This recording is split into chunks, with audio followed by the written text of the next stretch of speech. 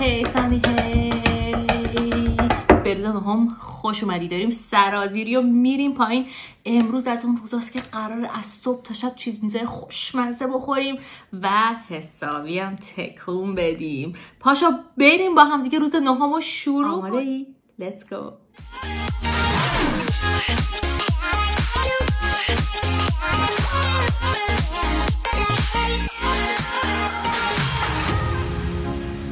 سلام بچه‌ها، من تاهام.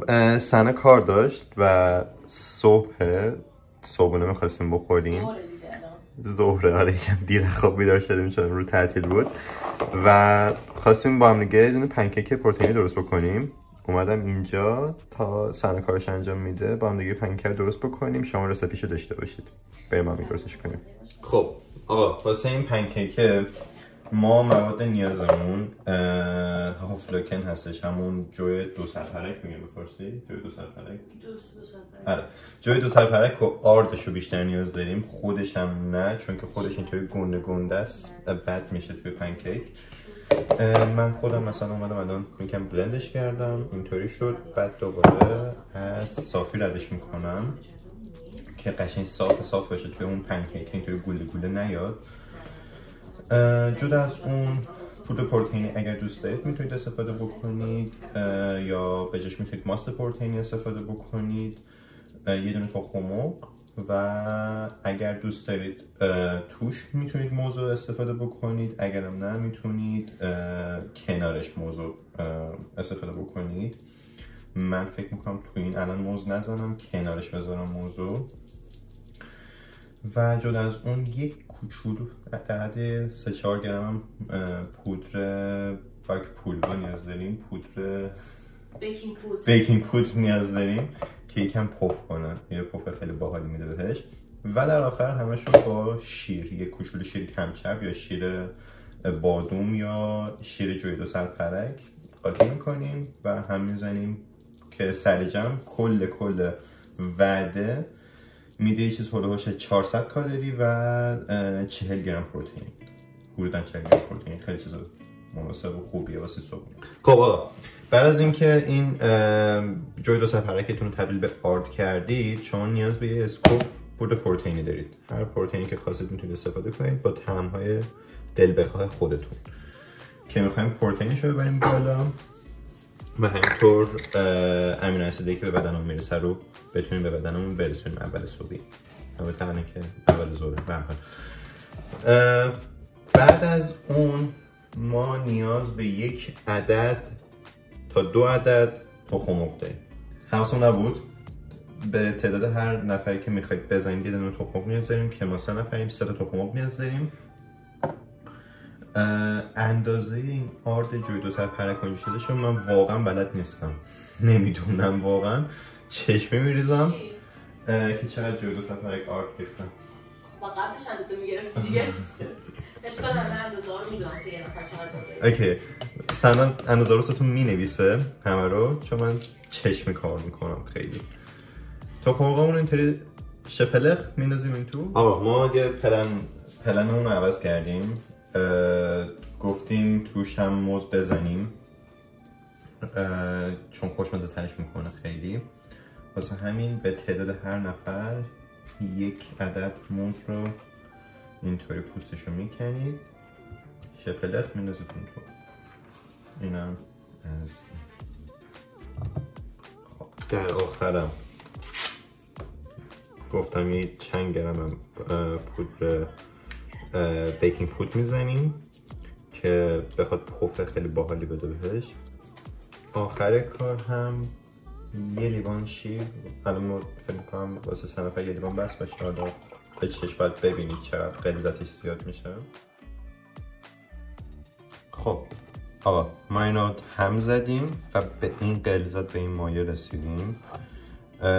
بعد غلیظتشو دیگه خودتون ببینید یعنی چه فرمی میخواید درست بکنید. اگر این نازوکا میخواید درست کنید میتونید کم غلیظترش کنید. اگر از این پافیه که گوگلی منگولی میخواید درست بکنید، این غلیظت خوبه. کاش که اون قاشقم نمیرفت اون تو دیگه. این پنکیک عمرم بچسبه اون تا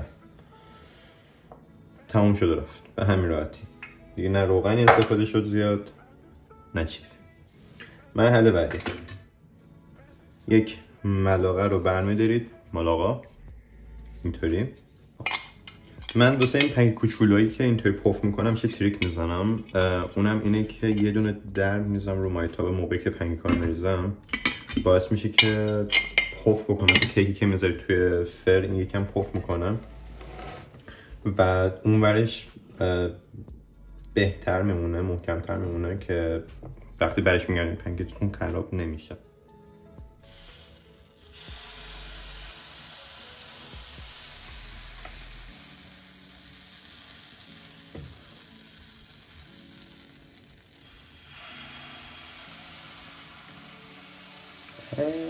نچسب. نه دوتاش به هم دیگه رفت، یعنی مخلوط شد. سومی هم بهشون پیوست. از موقع خرابکاری هم پیش میاد. سه تایی چسبیده به هم. و نمیدونم کی، ولی یادم فکر کنم مامانم بود که یه بار پنکیک درست میکنم بهم گفت هر موقع دیدیم اینجاش پاپ میزنه یعنی تایمشه که اینطوری برگرده. حالا شاید بتونیم نجاتشون بدیم اینا رو الان. بس ببینم. شد ایوه. خب بعد از اینکه روغنتون داغ شد، بچه مایتابتون داغ شد که زیر مایتابه رو کم بکنید، پنکیکاتون میسوزه. من الان اینطوری درش رو گذاشتم، کاش که این دوتا رو هم دیگه جدا میکنم قبل از که درش رو میذاشتم، ولی خب اب نداره، یکم سفت‌تر میشه. بعد من اینطوری میذارم. دقت بکنید تو تصفیه کنم یه کوچولو معلوم باشه که داره این رویه مثلا الان سفت‌تر میشه بعد از اینکه در مایتابتون رو میذارید و اینطوری دیگه فرم پنکیکتون به هم نمیریزه. این تیپی میتونید تو زندگیتون استفاده بکنید، لایف هک های متفاوت با تاها. نجاتش دادم. خب این یکم سوخت، یکم ما نتونستیم این داداشمون رو نجات بدیم، ولی خب اشکال نداره. همیشه بچه‌ها خودتون رو باخت ندید، یعنی که به خودتون امیدوار باشید، چون همیشه اولین پنکیک ها از نظر قیافه و شکلی داغون ترین ها. واسه همین هر اتفاقی واسه اولین پنکیکتون افتاد اصلا ناراحت نشید. خب پنکیک اول من تمام شد، بالاخره موفق شدم 3 دایره در بیارم. البته اون آقا اگه میرفت اون تو خیلی بهتر میشد. خب بچه من اینو یه زمانی که تو دوره حج بودم و پنکیک زیاد میخوردم یاد گرفتم. دیدید روی این پنکیک ها اینطوری کاراملینا میریزن. ما خب توی چیزای سالم خوری هستیم، نباید از شکر و اینجور چیزا استفاده بکنیم، قند نمیخوایم. واسه همین من اینجا یه چیز خیلی جالب یاد گرفتم واسه روی در از پنکیک هامون، این سوسی که مثلا مثل سس ماننده که روش میریزن، اونم اینه که ما به جای که بیم از کاراملو نمیدونم این سس کاراملی استفاده بکنیم، میایم با پودر پروتئین خودمون یه سس خیلی خوشمزه درست میکنیم. پودر پروتئین و آب، یعنی با کمترین کالری چیز پروتئین مفیدتری هم واسه پنکیک های پروتئینیمون درست کردیم. مواد لازمشم من از پروتئین شیک کارامل استفاده میکنم چون دقیقا طعم کارامل رو میخوام. مواد لازمشم اینطوریه که شما حالا اگه یه اسکوپ پروتئین میریزید باید نصف خیلی خیلی کم آب بریزید، چون میخوایم غلیظ باشه، نباید اصلا رقیق و مایجاتی باشه، باید غلیظ باشه. و الان چون این قاشقمون کمتر از یه دونه اسکوپ معمولیه، من با این 2 میریزم فعلا، ولی نگاه میکنم اگر غلظتی نداشت دوباره مجبورم که پودر پروتئینی بهش اضافه بکنم. انقدر آب آوردم، منتها همشو نمیریزم الان، انقدر میریزم بیشتر شیخ رو میز و همزنمون هم قاشقه که نجاتش دادیم و برمیداریم، اینو همینطوری میزنیم. خب مثل این که آبمون کم بود، دوباره باید آب اضافه بکنیم.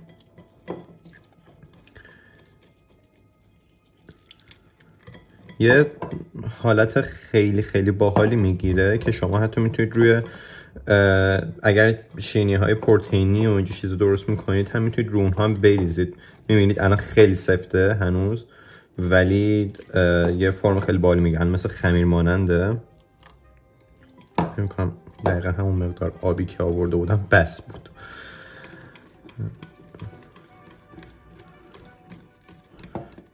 یه کوچولو دیگه آب نیاز داره. بعدش یه دونه حالت سس مانده خیلی خفن میگیره، بهتون نشونش میدم.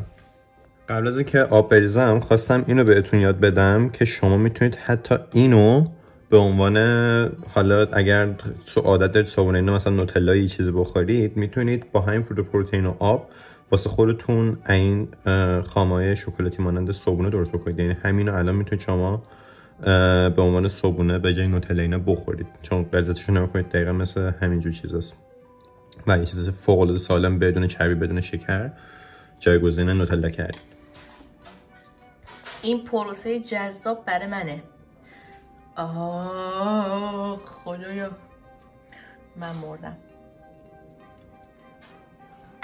اگه حالا سسه بریزه ممنون میشیم.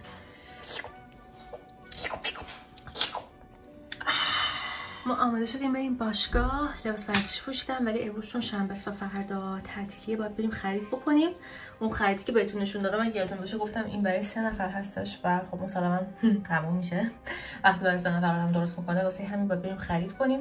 هیچ چیزی که یادم افتاد نخریدم هنوز بلغوره. احتمالاً باز الان نمیرسم برم بخرم، ولی اگه سر راه تونستم سریع یه دقیقه میخرم، اگه نشه واسه بعد. و الان دارم یه دونه دیگه قهوه میخورم.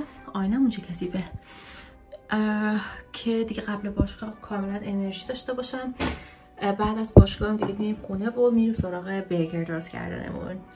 خب بچه‌ها ما رفتیم باشگاه، پا داشتیم امروز، حسابی تمرین کردیم، جاتون خالی مثل همیشه. یه دونه اسنک بار میخورم بعد از ما رسیدیم به قسمت جذاب غذا.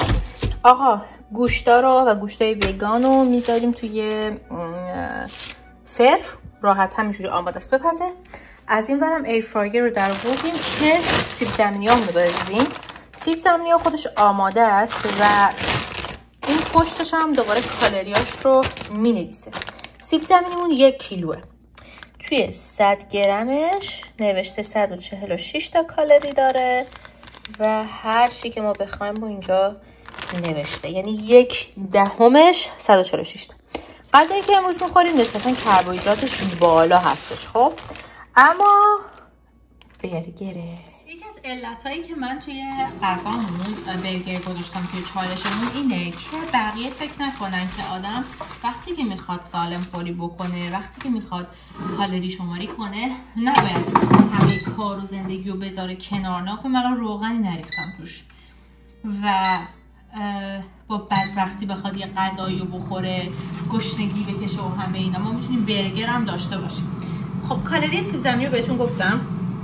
کالری گوشتا که خودش آماده است نوشته هر 100 گرمش، هر پورسیونش هم فکر کنم نوشته هر یه دونه برگر 320 کالری داره و 24 گرم پروتئین داره.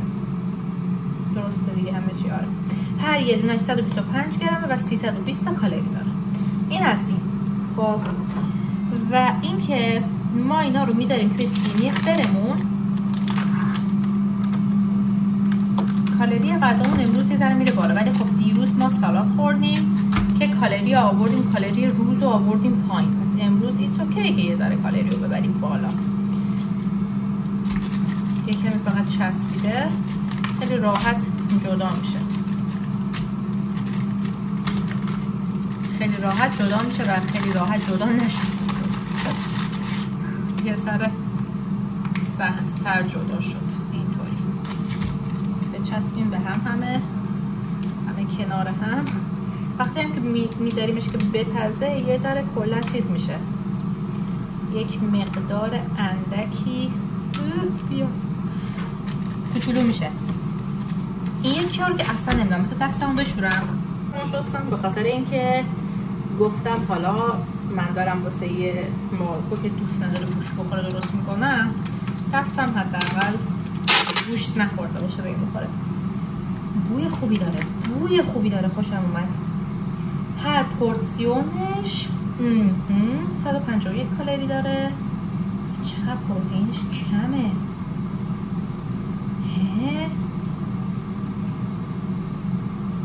چقدر رفته؟ 8 تا 9، یعنی 9 تا. البته یه دونه دیروز مستند دیدم، مستند که یه چیز خیلی قشنگ بود، اسم آقا الان یادم نمیاد، فرشید تو یوتیوبش نگاه می‌کردم، داشت میگفتش که فرق پروتئین گیاهی و پروتئین حیوانی رو داشت بهمون میگفت و میگفت مثلا اگر که گوشت نوشته 20 گرم پروتئین داره، 20 گرمش جذب بدن میشه به خاطر اسید آمینه هایی که داره. اگر که پروتئین حیوانی بزنه که 20 گرم پروتئین داره، 20 گرمش رو بدنمون جذب میکنه. ولی اگر که پروتئین گیاهی بزنه اون 20 گرم پروتئین داره، از اون 20 گرمش تقریبا 10 تا 12 گرمش رو بدنمون جذب میکنه و کسایی که گیاهخوارن مجبورن به خاطر اون پروتئین روزانه‌شون رو که پر بکنن از کالری بیشتری توی مواد غذایی استفاده بکنن که خب افزایش وزن ممکنه به وجود بیاد، چون کالری بیشتری دارن میخورن که پروتئین بیشتری بگیرن. و آخر برام جالب بود، خیلی علمی بود و خوشم اومد.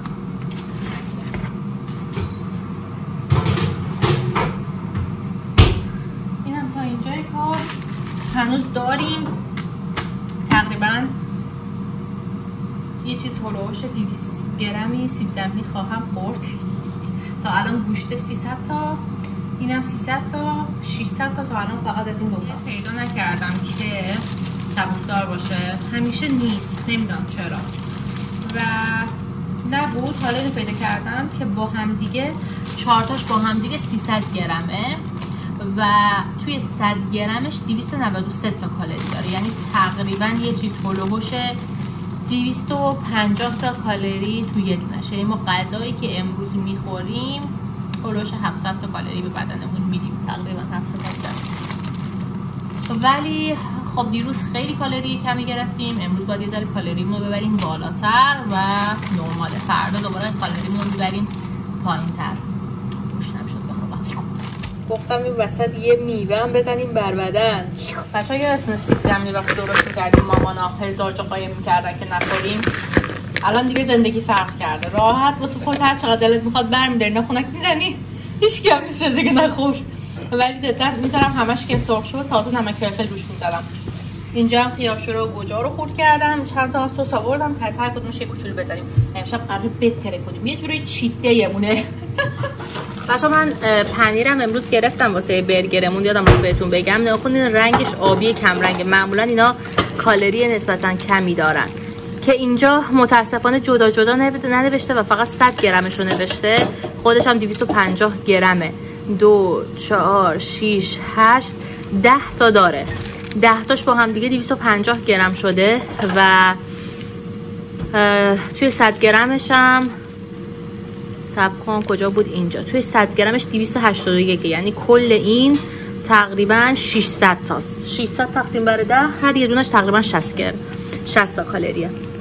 وقتی که گشنت باشه هیچی دیگه حالیت نیست. کپی رایت بخوره. بچه‌ها سس رو دیدین چقدر زدیم. اینم یه دونه از داداشمون برگر، در تصویر مشخصه. ایشون هم میره واسه نفر دوم که دیگه نمیاد، داره ناز میکنه.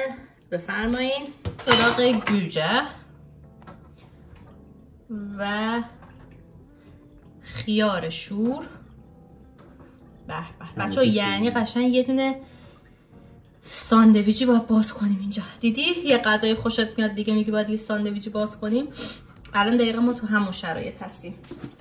نگاه کن اینجا رو چیکار کردیم. صبر کن ببین، سیب زمینی و سالادمون رو گذاشتیم. اینا رو الان رول میکنیم. یه کمی تا سستون میخوری؟ بعدا بخوام بزنم. بعدا با کجا بخوام؟ مثلا این الان برای منه. یه ذرم سس تند میزنیم. من وقتی که برگر میبینم دیگه دست و پاهام شل میشه. حالا فکر میکنم اگه یه ذره بذارمش تو فر بد نباشه، یه ذره نونه بیشتر حالت پخته بشه یا داغ بشه بد نیست. یه ذره الان میذارم، عکس و فیلمو میگیرم ازش، بعد میذارمش توی فر. خبرتون عده فود بلاگرها رو در بیارم.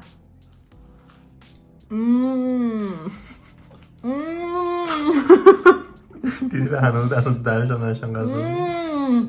خیلی بچه بیاید رستوران فری اکبر بهتون میده 1,500,000 تومان فقط. اصلا